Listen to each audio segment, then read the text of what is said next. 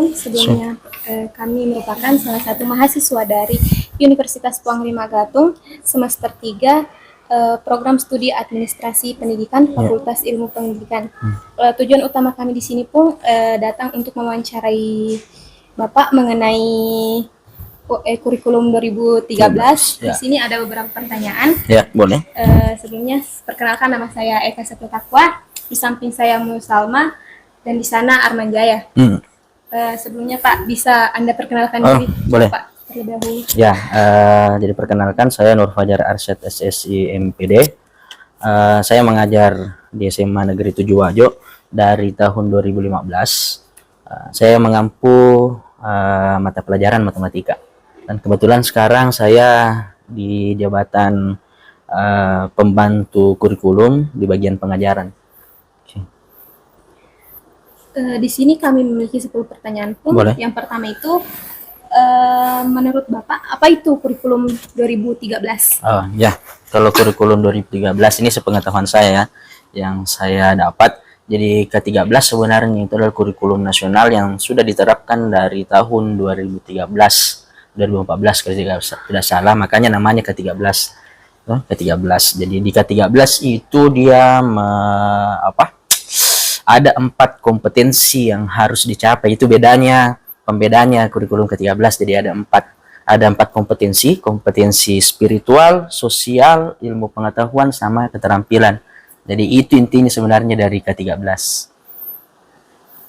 Kemudian Pak, menurut Bapak, kenapa ada terjadi perubahan dari kurikulum 2013 ke kurikulum Merdeka? Oh ya, jadi kalau ini menurut saya pribadi, kalau menurut saya itu kalau perubahan kurikulum itu sebenarnya terjadi karena adanya perkembangan zaman. Jadi kurikulum itu kan sebenarnya inti atau dasar bagaimana kita mengajar ke siswa. Jadi kan tipe-tipe siswa itu berubah setiap tahun.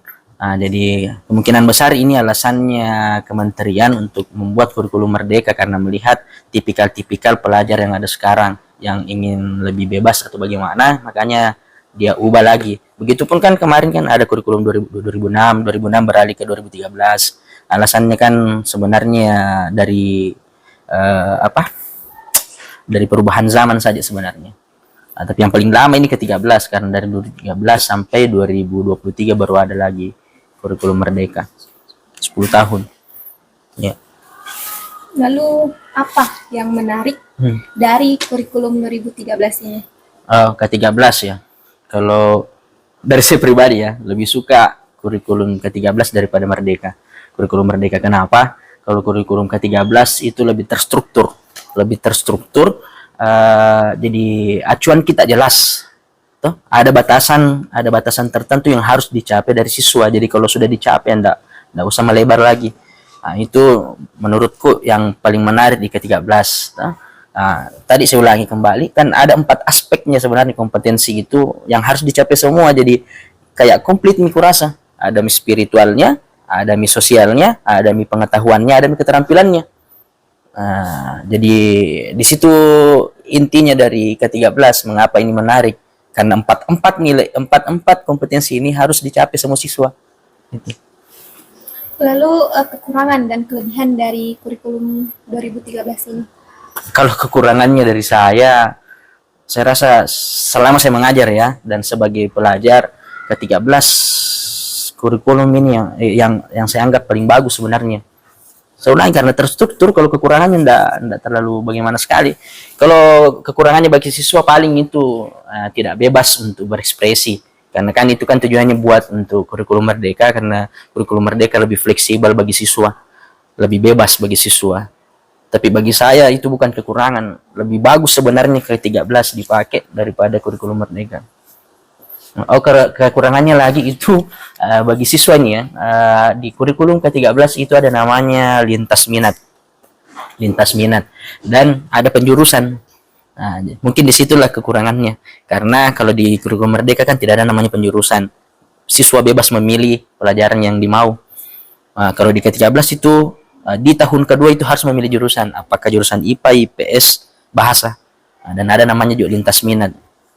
Kayaknya dari sisi siswanya sendiri yang kurang. Kalau dari sisi guru sih kelebihannya lebih terstruktur ke-13 daripada kurikulum Merdeka. Kalau mau dibandingkan kurikulum Merdeka ya.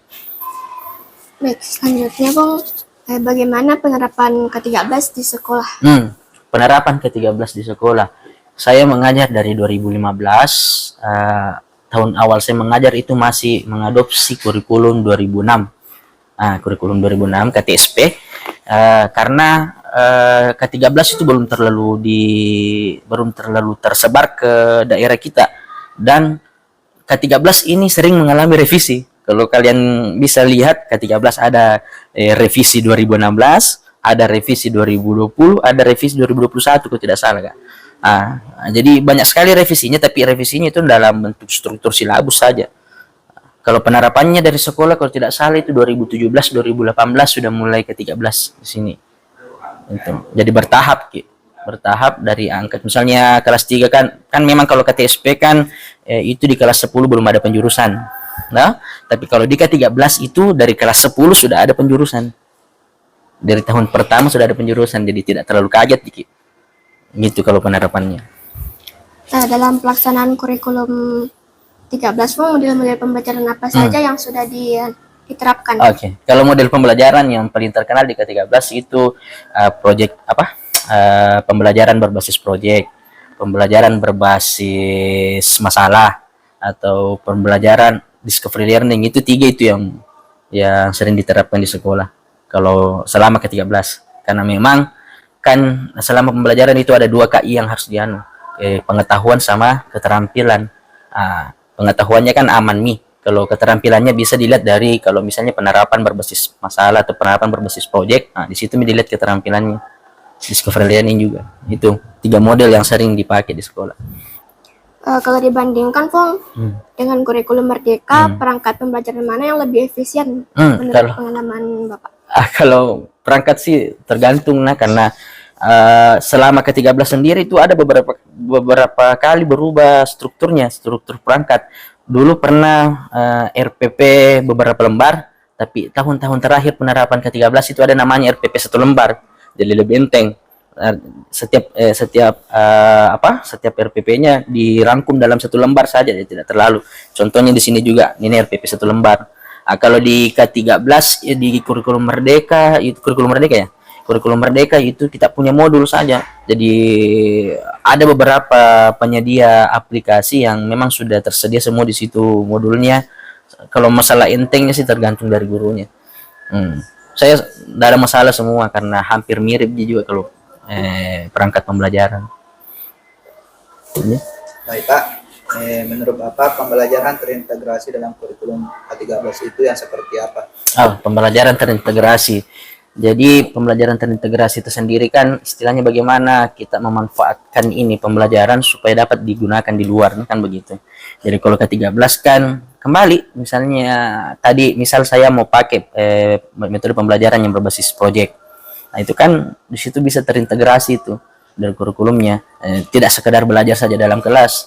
Jadi ada betul-betul pemanfaatannya dalam kehidupan sehari-hari. Nah, jadi kan saya kembali ke-13 itu kan kalau kita sehari-hari itu ada KI 3 dan KI 4. KI 3 itu pengetahuannya, KI 4 itu bagaimana penerapannya dalam kehidupan sehari-hari atau keterampilannya. Nah, itu sudah terintegrasi sebenarnya di situ. Nah, kita sudah dapat pengetahuannya, terintegrasinya di keterampilannya. Seperti itu. Bagaimana tanggapan Bapak terhadap RPP dan silabus yang dibuat oleh pemerintah? Apakah guru masih bisa berkreasi dalam mengembangkan perangkat pembelajaran? Kalau ini dari K13 atau kurikulum Merdeka? K13. Kalau K13 itu sebenarnya terstruktur ya, kembali terstruktur. Ada memang menyiapkan kita silabus KI 1 sampai KI 4, sisa kita kembangkan sebenarnya RPP-nya bagaimana. Jadi kalau pengembangan RPP tergantung dari guru masing-masing. Kalau kurikulum Merdeka itu memang banyak babnya, tapi kita pilih yang mana kira-kira yang bisa selesai dalam 1 tahun itu yang kita mau ambil.